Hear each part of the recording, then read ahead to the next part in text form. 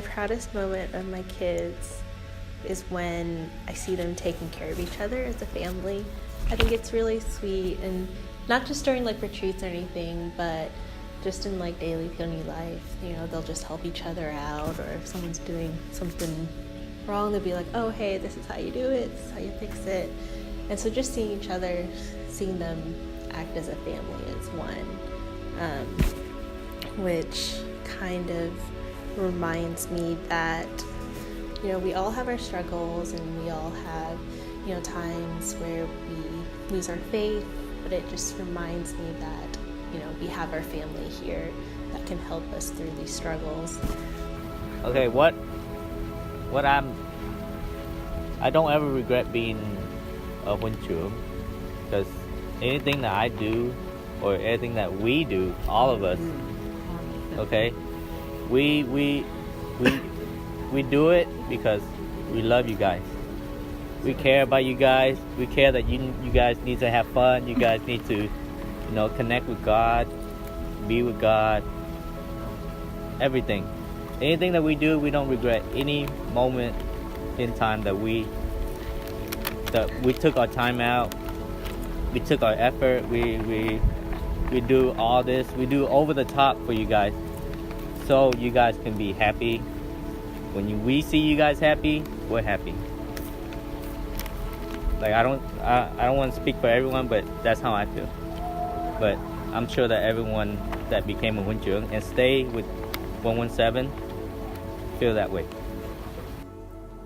I think one of the greatest things that C and C have done is rep Doan 117 in a very positive way, and not raging out on other peers. Even though we are kind of competitive, we know the true meaning of being in Doan 117, and that's really important to us. And I'm glad that they're being inspiration towards everyone below them, especially Tiungi and Onyi. They're looking up to them, so being a great role model is another great thing that they're becoming.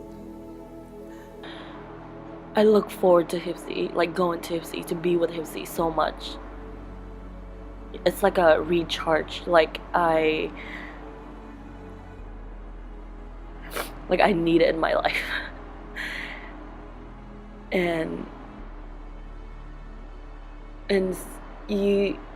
some people think that being a Huynh Trưởng, you can change other people's life, the kids' life, but in my case, you guys, like each one of you changed, like have so big of an impact for my life.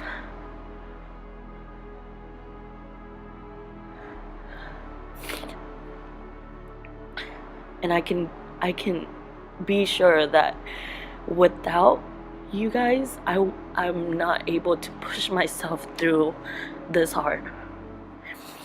I think our kids know that the obvious answer for this was the past Hipsy camp, when we had the situation with one of our kids.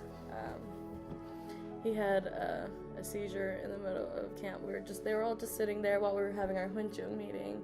In a separate room. Yeah, we were in a separate room. They were all in the living room, just sitting, chilling. We thought that everything was fine. And then I heard someone screaming my name. I heard someone scream, Juntao, come out here.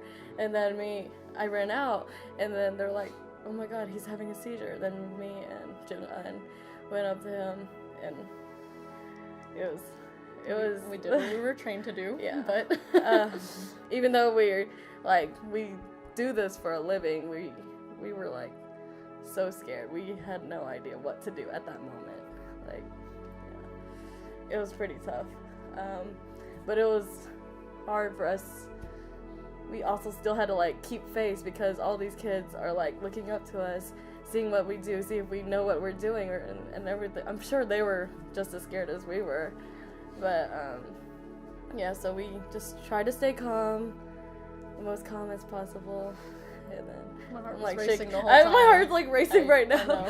I'm like shaking right now thinking of it. But yeah, we just assessed him, like do what we knew what we had to do. Told someone to call 911 and just stay with him until everything resolved. Our whole camp was about obstacles and like how to overcome it. So he was saying that he was glad that the seizure happened at camp because he knew that it was God's way of telling him that this is something he can handle, and there's so many people around him that had a closer bond after that because of this happened. So, yeah. Like, who other than one of our kids to have a medical problem like that and then tie it back to the camp topic? I you know. know, like, I know.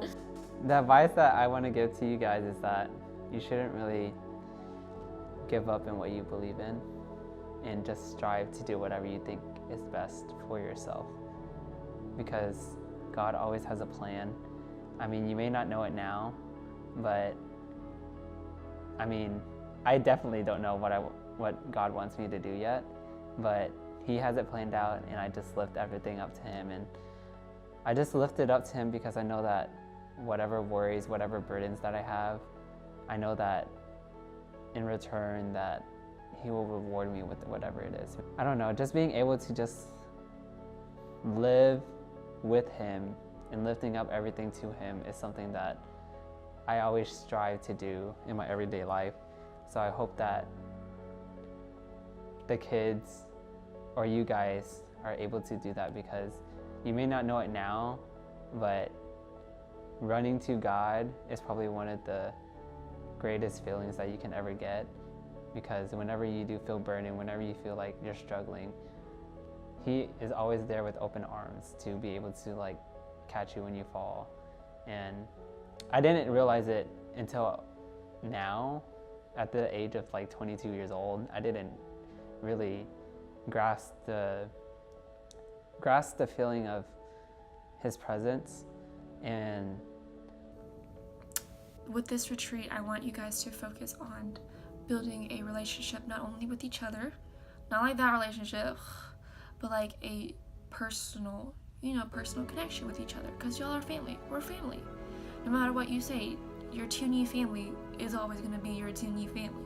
You're always going to be part of this family, whether you like it or not, even though we're not blood related, because we go beyond the blood connection.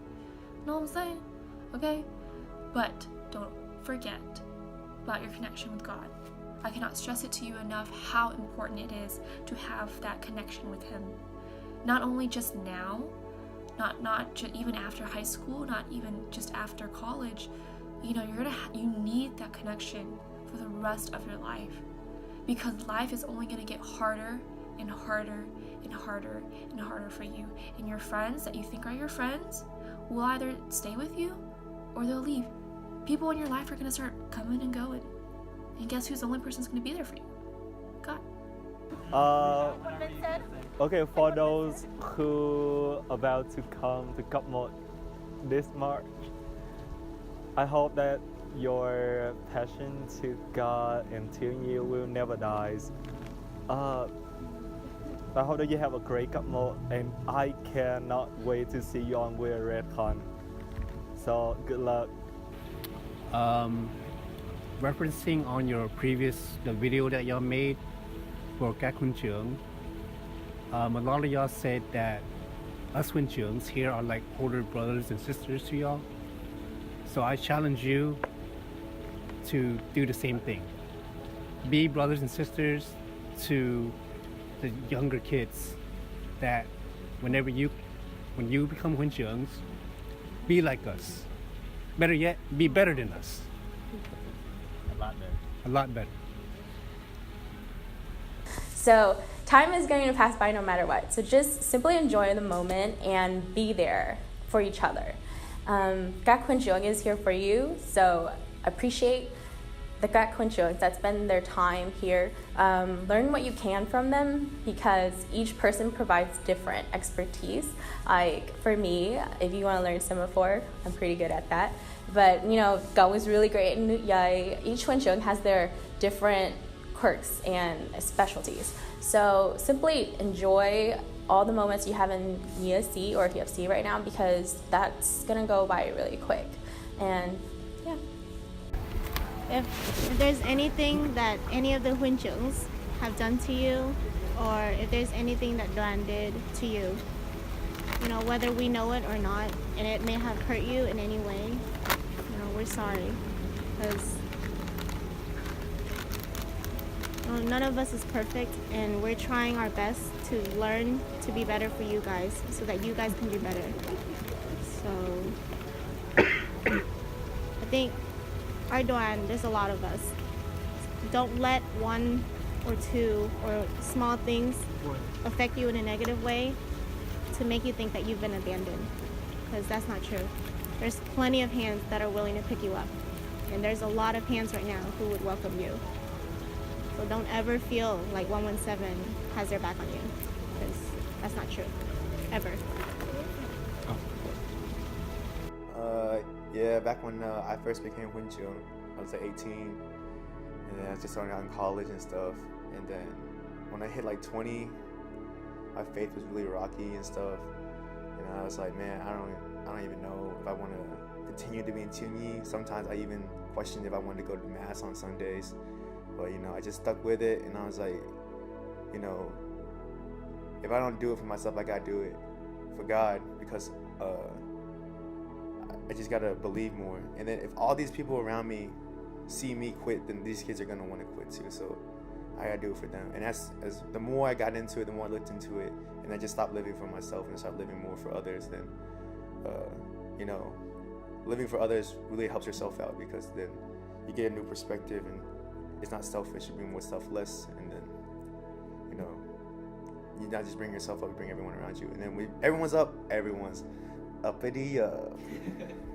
Because how do they remind me of my relationship with God? They honestly, they put me to shame. Like, it's bad enough when you're in Arlington and you live around there and you go to church every weekend, and you realize that sometimes you're not worthy enough to put this kan on, just because you haven't been taking care of your spiritual life, haven't been praying, you've been spiritually dead, so to speak. And then you show up to Singhua every week, and you're expected to lead these kids and teach them, but you feel like, for lack of a better word, you feel like shit, because you're a hypocrite. So you compound that with being away for so long, and then even when I'm checking Snapchats, like all of the Hipsy kids' Snapchats, or the Facebook Huynh Trưởng page, and I'm constantly scrolling, and I'm like, damn, they're still at church, they're still doing Singhua, they still do all these crazy things. They go and visit their friends who are sick, and it really does put me to shame, because I get kind of embarrassed, because I'm like damn, those are my kids right there, and I can't even match up to a tenth of that. So in short, I guess the overall answer is they're always constantly reminding me every single time I see a Snapchat or a Facebook page or a picture to get better, to just be a better Catholic. And it happens every single time. It's never not happened before. It's kind of weird.